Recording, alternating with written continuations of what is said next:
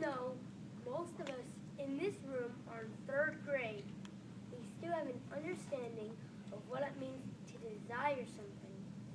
Maybe what we desire is a warm slice of Nana's apple pie, or an illy gooey chocolate turnover from Arby's.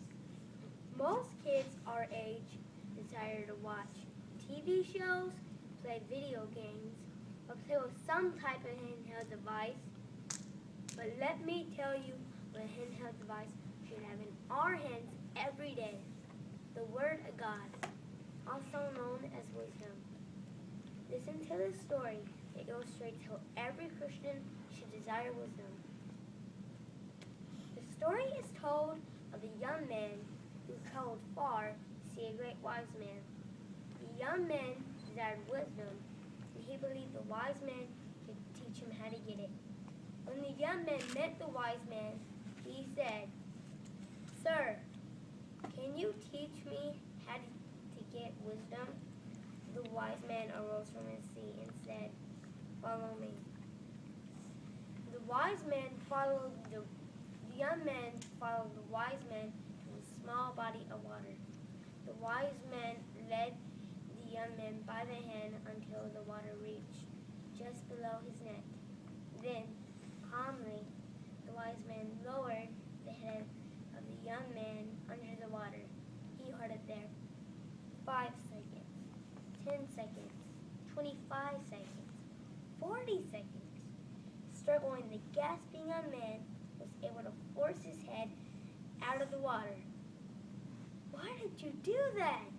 the panting young man asked. Surprisingly, the wise man replied, "Son, when your head was under the water, what did you want more than anything else in the world?" The panting young man answered, "Air." "Here is the way to wisdom," said the wise man.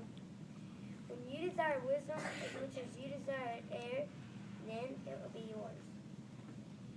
It is important for us, even in third grade, to have a real understanding of the desire that God calls us to have for His holy word. In Proverbs 3:15, we're told that wisdom is better than rubies, and all the things one may desire can't be compared with her. As the young man said about desiring air, so says a wise man about desiring wisdom in God's paths. Proverbs 3:5 and 6 tells us where we can get wisdom. "Trust in the Lord with all your heart and lean not on your own understanding. In all your ways acknowledge Him, and He shall direct your paths."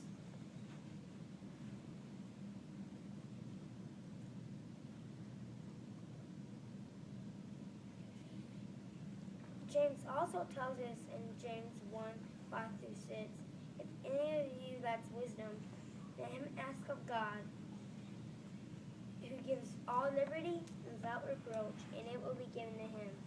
But let him ask in faith."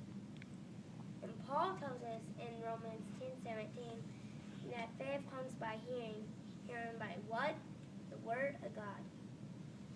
Yes, it is true. Wisdom is found in the Word of the Lord. Whatever age we are, we must learn to desire God's Word more than we desire the air we breathe.